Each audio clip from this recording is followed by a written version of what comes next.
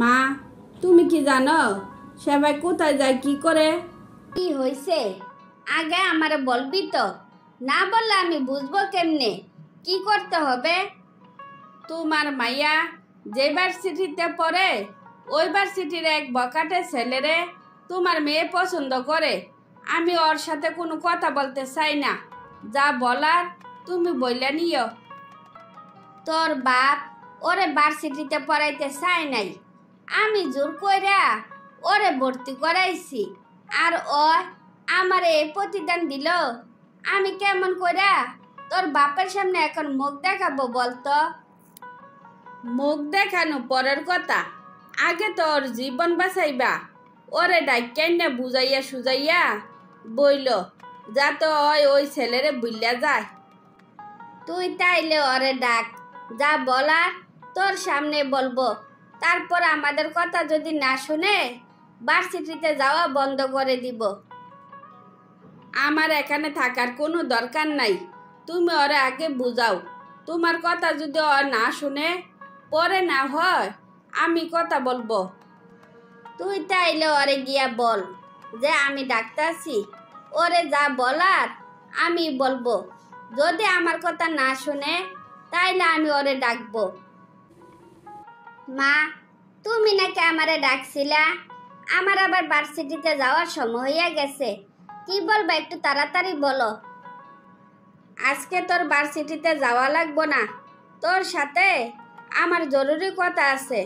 যা জিজ্ঞাসা করব সত্যি সত্যি সব বলবি, একদমই মিথ্যা বলার চেষ্টা করবি না।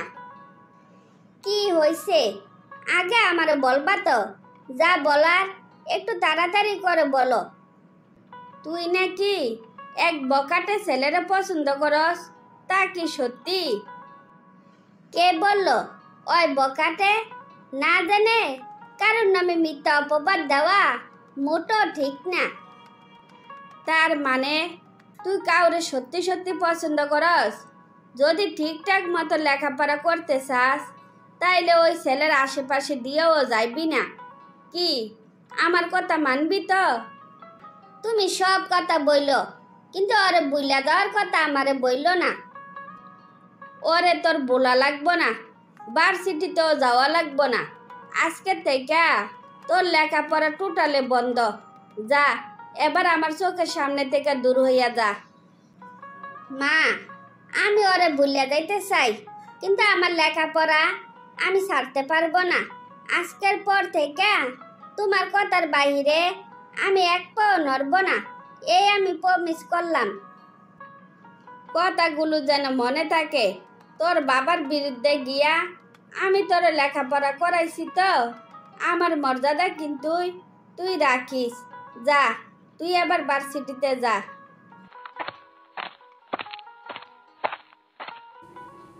কি ব্যাপার, তুমি এমনি ফাইসালি করতেছো কেন?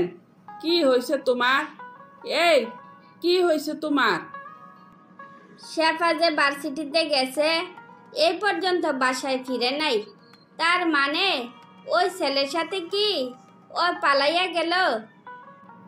চুপ করো তুমি, তোমার সাথে এরকম হওয়াটাই দরকার ছিল।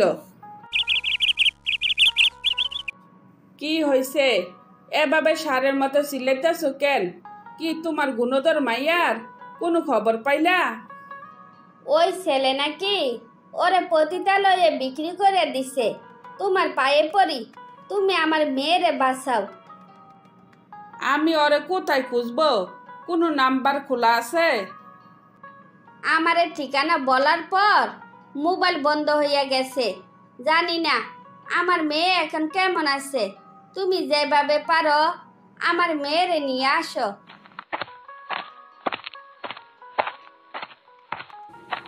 বাবা, তুমি একলা আসছো যে, শেফারে তুমি পাও নাই?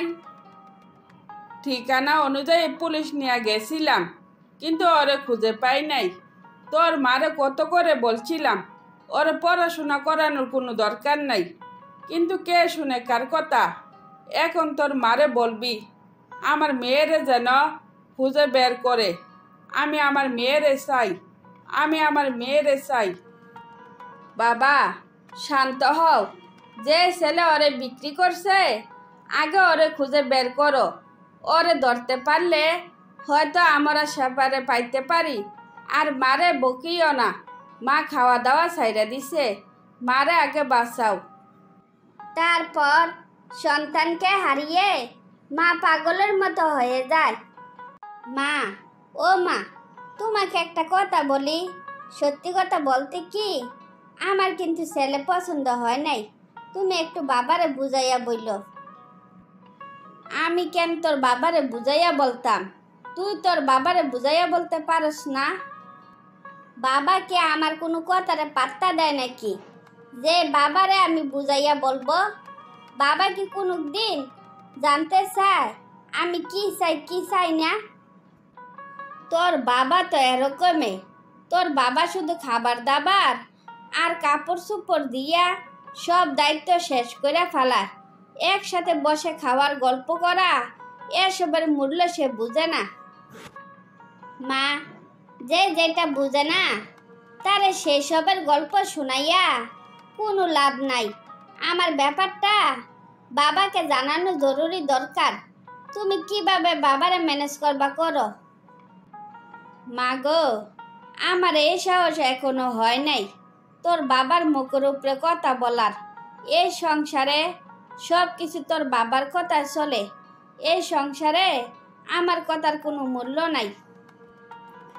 মা, ছেলেটা দেখতে যেমন হোক না কেন এতে আমার কোনো সমস্যা নাই, কিন্তু ছেলের চাউনি দেখা আর ওর কথাবার্তা শুনিয়া আমার কাছে ক্যারেক্টারলেস মনে হয়েছে।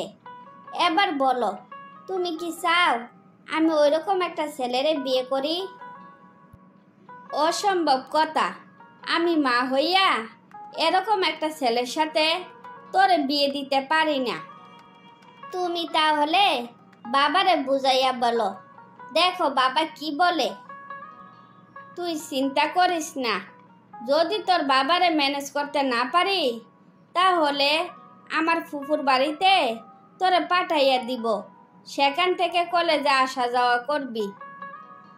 ওই যে বাবা আসতেছে, তুমি বাবার সাথে কথা বলো, এই ফাঁকে আমি একটু বিশ্রাম করি। কি ব্যাপার, মামের মাঝে কি কথা চলছে? কারে কারে দাওয়াত করবা, কিছু চিন্তা করছো? আমি বলি কি, সবারে দাওয়াত করার আগে একবার মেয়ের মতামত জানার দরকার ছিল না? আমি কি তোমাদের সাথে কম বুঝি? নেক্সট টাইম আমারে জ্ঞান দেওয়ার চেষ্টা করবে না।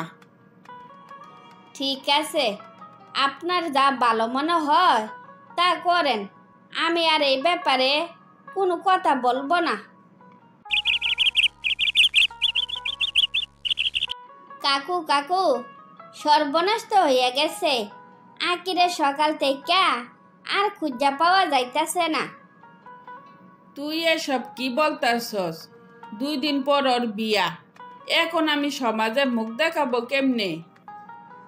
আপনি আপনার মুখ দেখানো নিয়ে চিন্তা করতেছেন, এদিকে মেয়ের চিন্তা করতে করতে শাশির শরীর খারাপ হইয়া গেছে। সকাল থেকে এ পর্যন্ত কিচ্ছু খায় নাই। সেই কথা কি একবার চিন্তা করছেন?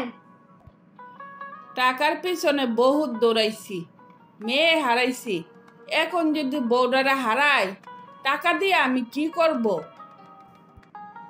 কাকু, আপনি তাইলে শাশির কাছে যান, শাশির একটু সান্ত্বনা দেন, তাইলে শাশির মনটা একটু শান্ত হইব। নইলে কিন্তু আবার হার্ট স্ট্রোক করব, তখন কিন্তু সব হারাইবেন।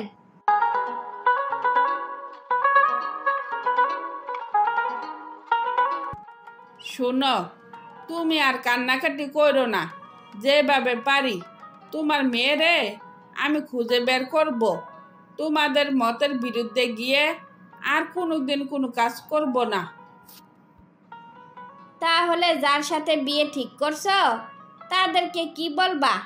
আত্মীয় স্বজনরে বা কি বলবা?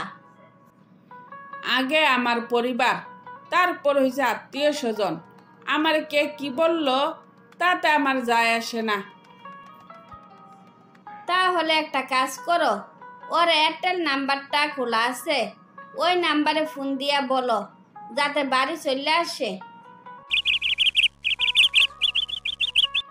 মারে, তুই চলে যাওয়াতে আমি বুঝতে পারছি পরিবার কি জিনিস।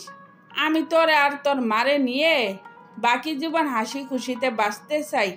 তোরে কাছে পেয়ে বুঝতে পারছি টাকা দিয়ে সব কিছু হয় না, আদর সোহাগ ভালোবাসা দিয়ে সব কিছু জয় করে নিতে হয়।